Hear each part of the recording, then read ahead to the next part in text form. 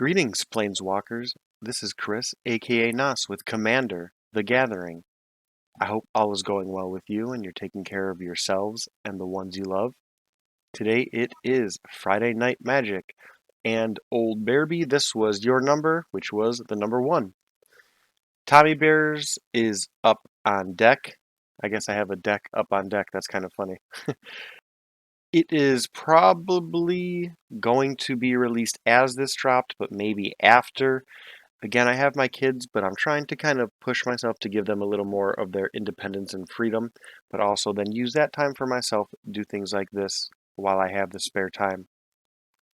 Only time is going to tell how exactly that is going to play out, but either way, by Friday night, you should have 2 videos. As mentioned, this is number 1, and I want to say that so far we have done number 57, Edgar Markov, Lord of the Night. Number 62, Firesong and Sunspeaker, the Herloon Homeboys.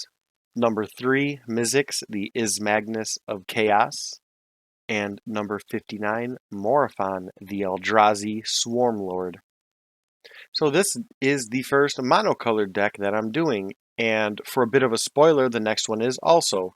While both highlight different aspects of Magic, as they are different colors, they both also showcase one thing that they share: my desire to make unique and flavorful and fun decks. I make decks so that people can enjoy playing Magic and so that others can enjoy playing Magic with them. They are not streamlined to be combo-centric decks or lethal or to generally oppress the play styles of others, although some kind of just play that way out based on the commander that they are. Some are more or less so combo-centric, lethal, etc. And so far, I don't think we've gotten into any of the real lethal decks that I have. And now that all of that mumbo-jumbo out of the way, this is a mono blue deck. And it isn't what I consider traditional in that regard. It's more of an aerial aggro deck, along with some blue shenanigans. What I love about it is that it promotes dealing and mandates interacting with opponents, which to me embodies 2 of the things I love the most about Magic the Gathering. Again, dealing, politicking, and then interactions with opponents in anything other than the I'm attacking, I'm countering, I pass the turn. I love the nuanced interactions more so when they're not necessary, per se. With that said, there is an more or less instant win con in here based on a combo. I will never tutor for that. And to be honest, at least 2 times that I can recall, I had one of the pieces in my hand and opted not to play the artifact piece of it, just because the game was fun. One of those games I ended up losing, I remember, because I didn't play that combo. And the other, I believe I won in spite of keeping it in my hand. My point is, though, combos have their places. Players are what makes the difference. What you'll see in this deck is a lot of mana reduction, as blue doesn't have the greatest ramp, and as Sphinxes are generally expensive to cast. Then you'll see all sorts of cards that promote attacking via card draw, making them unblockable, shenanigans to be had again. You'll see. The last thing you'll see is an emphasis on cards in hand. In Magic, card draw and your hand often embody knowledge, patience, and wisdom, which is what blue embodies as power. Now this deck is somewhat slow. Again, Sphinxes, mono blue, expensive, not the greatest ramp, but it is deceivingly fast, in my opinion. There's also only 1 counterspell in this deck. I went out of my way to avoid counterspells. First and foremost, I'm a blue player. Second, I love counterspells. And tertiary, I enjoy challenging myself and going out of my way to make decks a little more, again, different, unique, fun, and playable. So I went out of my way to avoid those things with this deck. Now, those who know me, especially, would not expect that out of me in a mono blue deck, let alone any deck with access to blue. So, those that are more accustomed to my play style, I generally do one of two things. I will either tell them up front, hey, this is not a traditional blue deck, it's more fun, it's the way I play, but they get it because it's the play group. But sometimes I will not tell people and use the potential of blue counterspells that are not even in the deck as a way to bluff and manipulate opponents. I love that about mono blue. So now on to Unesh, CrioSphinx Sovereign. He is a 4/4 Sphinx with flying, and all Sphinx spells I cast cost an additional 2 less. Whenever he or another Sphinx enters the battlefield under my control, I reveal the top 4 cards of my library, and in essence, I get to make 2 piles, and my opponents get to make that into 2 piles, and I get to select one, and the other goes into my graveyard. That's very important. So on face value, this card does what it reads. It will just let me put out more Sphinxes and get more card draw. That part of the deck is pretty basic. Then we'll go on to land. It's pretty basic. Get it? Aside from a couple non-basics that offer pseudo-blue ramp. Here I highlighted Myriad Landscape and Guildless Commons. Both are 2 of the forms of mana ramp that you're kind of forced to resort to in mono blue. Artifacts here. There are several themes here because I'm all about redundancy. The first deals with hand size. Mid and especially late game, these are crucial to this deck, both as a win condition and just for card advantage. This includes Felden's Cane, as twice I almost decked myself, once without Felden's Cane, and the other that I would have lost but ended up winning because I had it in the deck. Here we have Mirage Mirror, as I call it, or Mirage Mirror, and this card is tricky. It can copy things like mana reducers and mana rocks, creatures, your creatures, but also things like equipments that I can use to equip and attack and get more stuff. Speaking about the equipment that we could be copying, we have Sword of Sinew and Steel and Imperial Plate, both of which are just powerhouses in this deck. Not to be overshadowed is Scythe Claw, which, as you can read, is just brutal if that gets through. Then on to Knowledge Pool. More about this later, and I know some of you are already rolling your eyes or grimacing. I suggest you just pause it and read the words. It will explain it a lot better than I will. Reading the card explains the card. Now we move on to our enchantments, and Telepathy is just an amazingly fun card in this deck. However, I may make a home for it somewhere else where it does more for the deck, and put something else in here to complement this deck. But this deck just seems to be on point with Sphinxes so much that I have so much trouble not putting it in, and I've tried to take it out a couple times and fail each time. Then we have Followed Footsteps, making more of likely my creatures, but hey, if you have something out there, there's nothing stopping me from putting this on your creature. Imprisoned in the Moon is that type of blue control that I have in this deck to avoid counters. The nice thing about that is it can also hit lands and planeswalkers. The next several enchantments are auras that are meant to promote combat. One gives me Land Walk of my type, also draws me a card in Traveler's Cloak. Aqueous Form can't be blocked and scries, and Aether Tunnel makes a creature unblockable and buffs it. Monastery Siege is a favorite card of mine again because it has modes. Most of the time in the case of this deck, I end up using the Dragons mode, which is a way to help my cards evade. But in the case of me just being starved or being greedy, I can always go cons and draw an additional card at the cost of having to discard one from my hand. Reflections of Litjara is a very new card, and I'm excited. It is going to do exactly what this deck wants to do. Help me make more Sphinxes.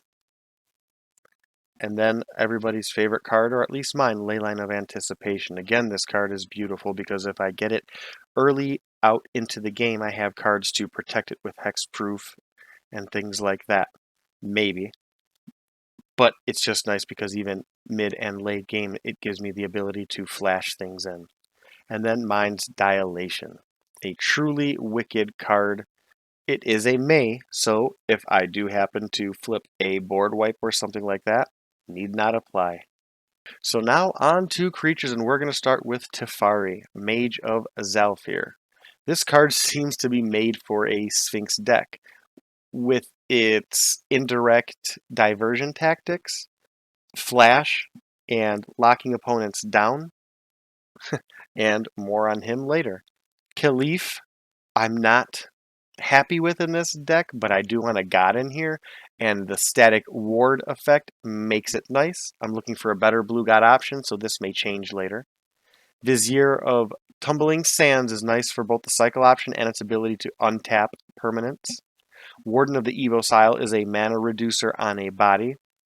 Mnemonic Wall is great for getting back spells, as is Scribe of the Mindful, with Mnemonic Wall having the added advantage of potentially being blinked to repeat that effect. The next two are in the same vein, but different worlds. First, we have Stunt Double Flash, and I have another Sphinx, or perhaps I have your commander or your best creature at the end of the end step, so that can work out to my advantage. Moving on to his cousin, we have Sakashima's Protege. Slightly a bit more restricted, but also a bit more flexible at the same time, and a lot more expensive. It does have flash, it does trigger Cascade, but I say it's advantageous because it can copy any permanent, but it's more restrictive because it has to have entered the battlefield this turn. On to sorceries. Since we're on to shapeshifters, let's move on to creature copies. Rite of Replication makes me a Sphinx, or 5, and more on this a little bit later. Combat incentives, again, we start with Sleep. It's wicked. 2 turns of tapped creatures. Similar but different is Open into Wonder, which can also net card draw but doesn't tap.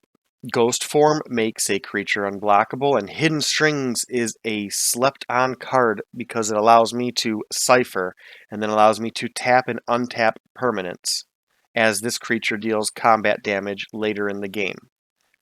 Raven Form and Curse of the Swine both do what blue has issues with, which is direct creature removal, and Raven Form actually has the added benefit of hitting artifacts, like a Soul Ring, for example.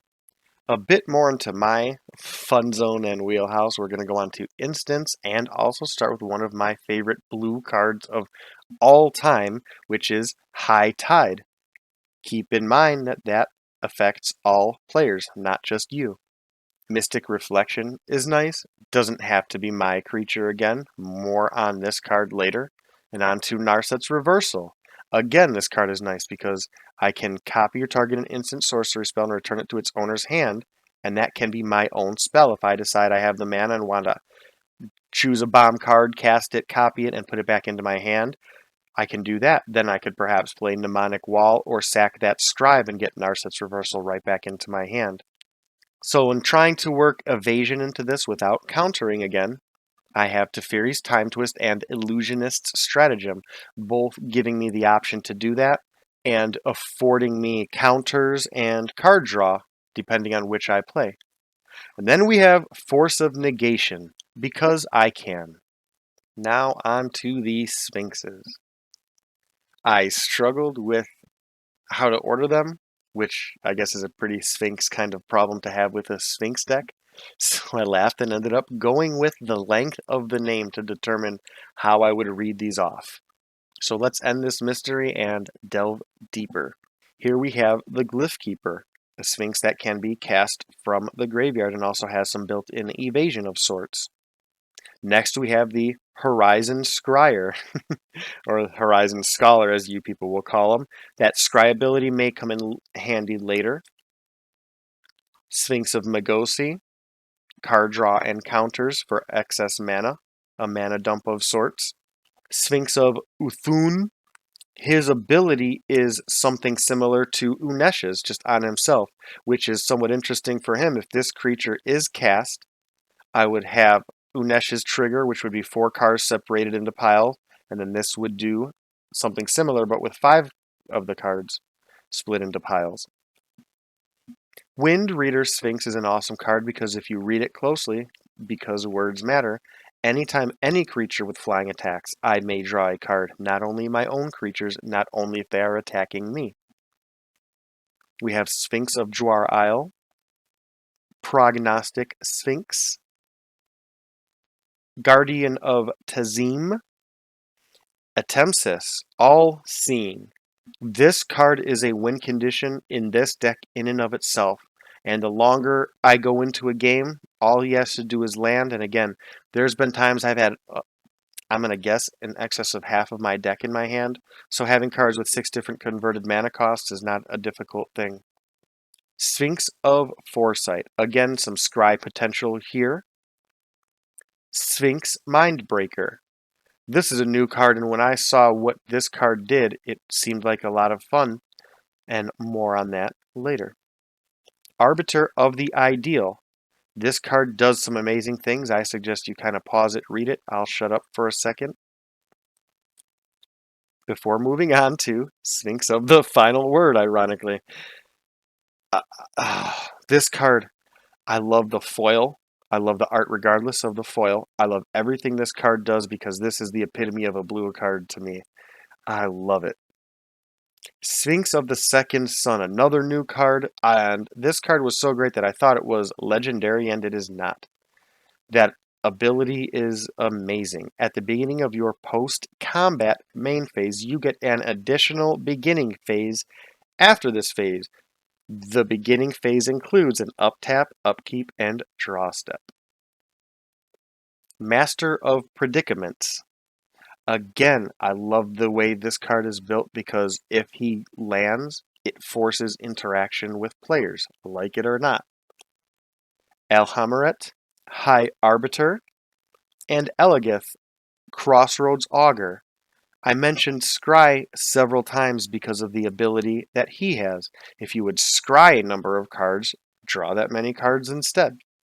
So as the screams die off, the swirling sand settles, and the beating of wings ceases, you know that the Sphinx army and their CrioSphinx sovereign have left. Or have they? Before we close out, I just want to move on to some combos. We have Teferi and Knowledge Pool.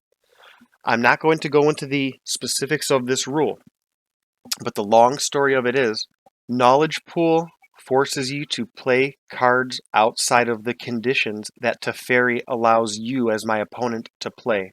So when playing this card, you cannot cast spells at all. By doing that, it essentially just forces you to sit, play lands, and let me do what I want. I want to talk about Mystic Reflections, Rite of Replication, and then things like Sphinx Mindbreaker and Sphinx of the Second Sun. This allows me to do 2 things. I can play Rite of Replication on a Sphinx Mindbreaker. Now, when Sphinx Mindbreaker enters the battlefield, your opponents each mill 10 cards. So at that point, I would have had you mill 10 cards. If I play Rite of Replication at that point on Sphinx Mindbreaker, I'll get at least 1 and have you mill another 10 cards. But what I'm going to do is try to play that kicked, which would give me 5 more Sphinx Mindbreakers, which would have you then mill 50 more of your cards as I get 5 more copies. Then I could flash in, for example, Sakashima or Stunt Double. Each or one of those would be a 10 mil each. Then, if I play Mystic Reflection on Sphinx Mindbreaker and play some reduced Sphinxes or non-Sphinx cards, they are going to enter the battlefield as copies and have you milling more. Now, that may seem somewhat far-fetched in this deck, but again, this is a slow-moving train coming at you. So while it seems a lot, something like a High Tide and a Narset's Reversal. So for example, if I tap 1 blue mana and High Tide doubles my island production, and I happen to have Narset's Reversal in my hand, I could tap 2, play Narset's Reversal, bring High Tide back to my hand, but copy it, and then play it again for one more blue mana. Now, if I have 6 islands out, that nets me somewhere between, depending on how that turn plays out, and if there's generic mana involved, 7 to 10 extra mana. Then if I have Vizier out there, untapping Nyx Lotus with a bunch of blue devoted Sphinxes, that can turn the tide. High Tide can then be brought back with a Scribe or a Mnemonic Wall. Now I wanted to talk specifically about the mana reduction here.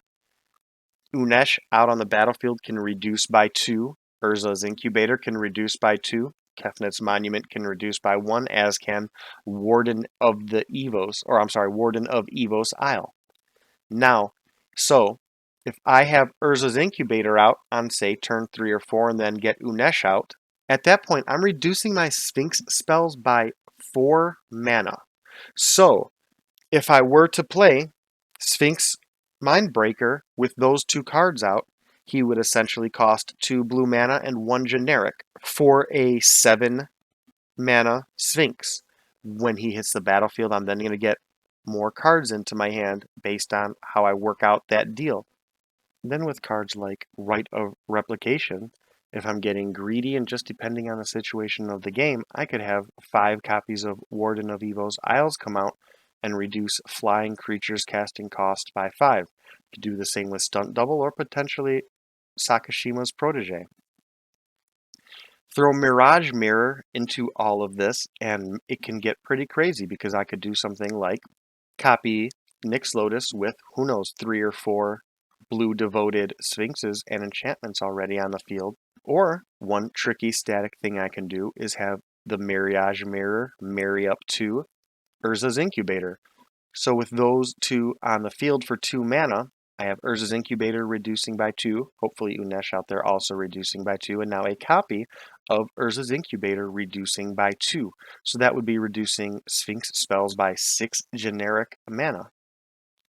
So that's the potential that the deck has, and it's interesting and lovely for me because this deck demands that you interact with opponents. It promotes politicking, wheeling and dealing and negotiating.